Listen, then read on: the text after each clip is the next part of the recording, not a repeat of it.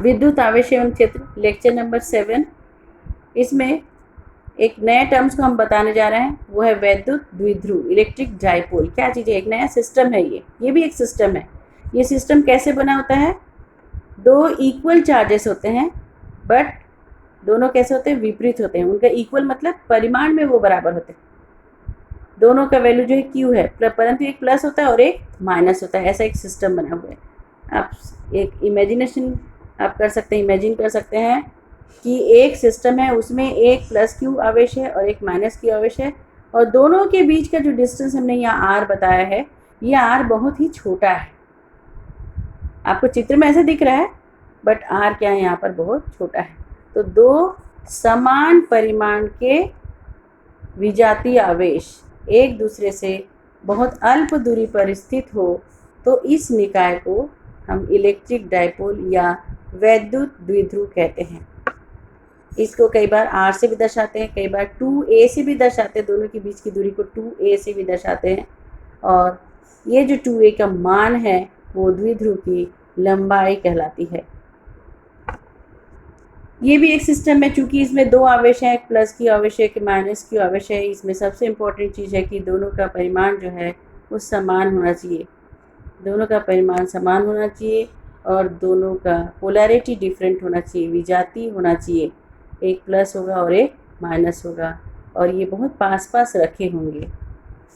ये सिस्टम है। ये सिस्टम भी क्या करता है? एक विद्युत क्षेत्र उत्पन्न करता है, निश्चित ही करेगा, क्योंकि ये आवेशों से मिलकर बना हुआ है।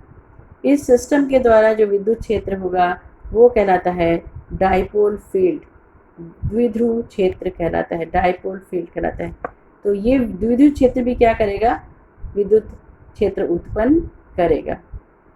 इसी से रिलेटेड, जैसे अब ये विद्युत क्षेत्र है, इस प्रकार को हम ऐसा सिस्टम हमको कहाँ से मिलेगा? कैसे हमने ये सिस्टम लाया? इसके लिए कुछ चीज़ें हैं, आपको उदाहरण के लिए बता रही हूँ। H2O आप जानते हैं ये वाटर है, HCl हाइड्रोक्लोरिक है, हाइड्रोक्लोरिक एसिड है, NH3 एमोनिया है। ये कुछ ऐसे अणु होते हैं जिनके धन आवेशों का द्रव्यमान केंद्र, खूब ध्यान से सुनिए, जिनके धन आवेशों का द्रव्यमान केंद्र कहलाता है सेंटर ऑफ मास, ऋण आवेशों के द्रव्यमान केंद्र के संपाती नहीं होती, बिल्कुल एक दूसरे के ऊपर नहीं होती, संपाती नहीं होती। ऐसे अणु वैद्युत द्विध्रुव अणु कहलाते हैं। ये नेचुरली होता है इनका ऐसा। आप न्यूक्लियर का स्ट्रक्चर अच्छे से जानते हैं। धन आवेश और ऋण आवेशों का जो केंद्र होता है ये एक दूसरे के ऊपर होता है, बिल्कुल एक दूसरे को ढके हुए होते हैं। इसी को हम बोलते हैं संपाती। परंतु ऐसे अणुओं में ये चीज़ नहीं होता है। पानी का, HCl का और NH3 का धन आवेशों का द्रव्यमान केंद्र। अब द्रव्यमान केंद्र आप 11th में पढ़ चुके हैं। द्रव्यमान केंद्र का मतलब है किसी सिस्टम का वह बिंदु जहाँ पर कि उस सिस्टम का संपूर्ण द्रव्यमान केंद्रित रहता है। एक बार और बोल रही हूँ मैं, आपने चूँकि 11th का एग्ज़ाम दिया है, आप पढ़ाई कर चुके हैं उसके बारे में। एग्ज़ाम दिया नहीं है, सॉरी, आपने एग्ज़ाम दिया नहीं, बट इसके बारे में आपने पूरी तैयारी कर ली थी एग्ज़ाम की। तो द्रव्यमान केंद्र को इसलिए मैं फिर से रिपीट कर रही हूँ कि ऐसा सिस्टम जिसका संपूर्ण द्रव्यमान किसी एक बिंदु पर केंद्रित होता है वो बिंदु कहलाता है द्रव्यमान केंद्र। तो सारे धन अणुओं का भी एक केंद्र होगा, सारे ऋण अणुओं का भी, सारे धन आवेशों का एक केंद्र होगा, सारे ऋण आवेशों का एक केंद्र होगा, और दोनों केंद्र जनरली जो है संपाती होते हैं। परंतु इन अणुओं में ऐसा नहीं होता है, उनमें कुछ दूरी होती है। तो ऐसे अणु जो है वो क्या कहलाते हैं? द्विध्रुव अणु कहलाते हैं, वैद्युत द्विध्रुव अणु कहलाते हैं। यहाँ से हमको इलेक्ट्रिक डाइपोल जो है मिल जाता है, ऑटोमेटिकली मिल जाता है। आपको पता है कि plus Q and minus Q charges होंगे। आपको ये पता है कि कुल धन आवेशों की संख्या कुल ऋण आवेशों की संख्या के बराबर होता है, इसलिए जो परमाणु जो है वैद्युत रूपेण उदासीन कहलाता है। या ठीक है, तो जितने प्लस क्यू आवेश होते हैं उतने ही माइनस क्यू आवेश होते हैं। परमाणु में धन आवेशों की संख्या ऋण आवेशों की संख्या के बराबर होती है, और उनके बीच की दूरी अल्प हुई तो ये यहाँ से हमको जो चीज़ हमें चाहिए था वो यहाँ से मिल जाता है ऐसे अणुओं से।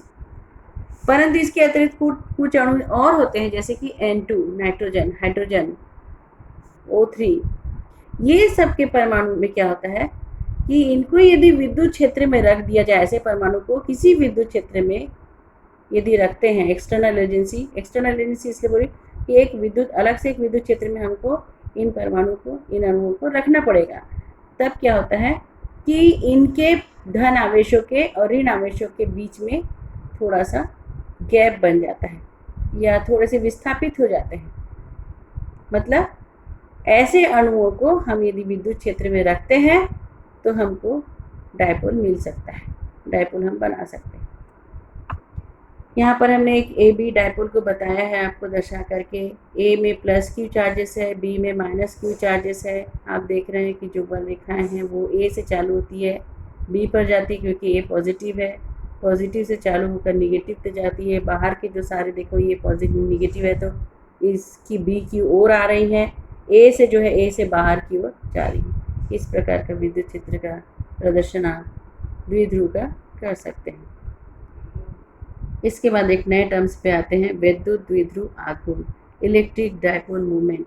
मैं साथ साथ सारे इंग्लिश टर्मिनोलॉजी बताती हूँ क्योंकि आपको जब हायर स्टडीज़ करेंगे तब आपको इंग्लिश टर्मिनोलॉजी पता होनी चाहिए, क्योंकि उस समय काफ़ी रेफरेंस बुक जो है वो इंग्लिश में रहेंगे। इसलिए आप इन नाम को मैं क्लासरूम में भी बता नहीं रही हूँ, आपके सामने प्रेजेंट नहीं हूँ, परंतु जो आप मेरे को सुन सक रहे हैं तो इसका ये लिखने का या बोलने का मतलब ये है कि आपको इंग्लिश टर्मिनोलॉजी भी साथ में लेकर चलना है। विद्युत द्विध्रुव आघूर्ण, इसको हम पी से दर्शाते हैं, स्मॉल पी है ये, कैपिटल पी नहीं है, आप ध्यान रखेंगे। ये एक वेक्टर है इसलिए हमने एरो मार्क डाला है, वेक्टर क्वांटिटी है और इसका मान जो होता है कोई एक आवेश और उनके बीच की दूरी, कोई आवेश का एक न्यूमेरिकल वैल्यू हम लेते हैं। न्यूमेरिकल वैल्यू डायपोल में क्या होता है, दो बराबर और विजातीय आवेश, दो बराबर परिमाण में बराबर, तो कोई भी एक परिमाण को हमने ले लिया, Q ले लिया और 2a, हम प्लस माइनस यहाँ पे नहीं लेंगे, हम सिर्फ परिमाण की बात कर रहे हैं। 2a क्या है, दोनों आवेशों के बीच की दूरी या लंबाई, जिसको हम द्विध्रुव की लंबाई कहते हैं, इसको हम बोलते हैं इलेक्ट्रिक डायपोल मूवमेंट। इसकी जो दिशा होती है वो क्या होती है, माइनस से प्लस की ओर होती है। आप ध्यान रखेंगे, प्लस माइनस से प्लस की ओर इसकी दिशा होती है डाइलेक्ट्रिक डायपोल की। इसकी दिशा जो है ए से माइनस से प्लस आवेश की ओर होती है। अब यहाँ पर जो ए बी है ये कहलाता है axis of the dipole, dipole का अक्ष कहलाता है ए बी, मतलब दोनों आवेशों को मिलाने वाली रेखा, दोनों आवेशों को मिलाने वाली रेखा क्या कहलाती है, एक्सिस ऑफ डायपोल। और दोनों आवेशों को मिलाने वाली रेखा की लंबाई ये कहलाती है द्विध्रुव की लंबाई, लेंथ ऑफ द डायपोल। देखो आप थोड़ा ध्यान से सुनो, दोनों चीज़ अलग है। ए बी का नाम है एक्सिस ऑफ डायपोल और ए बी की जो लंबाई है वो कहलाती है डायपोल की लंबाई। ए बी का जो वैल्यू आएगा, 2a का जो मान आएगा वो है लेंथ ऑफ द डायपोल। इसके बाद आते हैं दो पॉइंट पर, जो जिन दो पॉइंट का हम अध्ययन करेंगे। ए बी के अनुदिश यदि कोई बिंदु स्थित है, जैसे ये plus Q minus Q, plus Q and minus Q, और इसी के लाइन में यदि कोई बिंदु P है तो हम बोलते हैं कि P ए बी के अक्षीय स्थिति में कहलाती है। बिंदु P कैसे कहलाती है, ए बी के अक्षीय स्थिति में कहलाती है। परंतु यदि एक ऐसा डायपोल हमने लिया है plus Q and minus Q और ए बी जो है बिल्कुल इसके लंबार्धक पर है, लंब और अर्धक दोनों होना चाहिए। लंबाई इसकी इसका जो लंबाई खींचेंगे वो क्या होगा, इन दोनों के बिल्कुल मिड पॉइंट पे होगा, मिडिल पॉइंट पर होगा। और कैसा होगा, लंबवत भी होगा, 90 डिग्री बनाते हुए होगा। यहाँ पर यदि P बिंदु स्थित है तो ऐसे P बिंदु के स्थिति को हम बोलते हैं निरक्षीय स्थिति कहलाती है। ठीक है, P बिंदु कैसा है, यहाँ पर P बिंदु अक्षीय स्थिति में है और यहाँ पर बिंदु P जो है डायपोल के निरक्षीय स्थिति में है। ये दो पॉइंट मैंने बता दिया है, इसका हम आगे यूज़ करेंगे।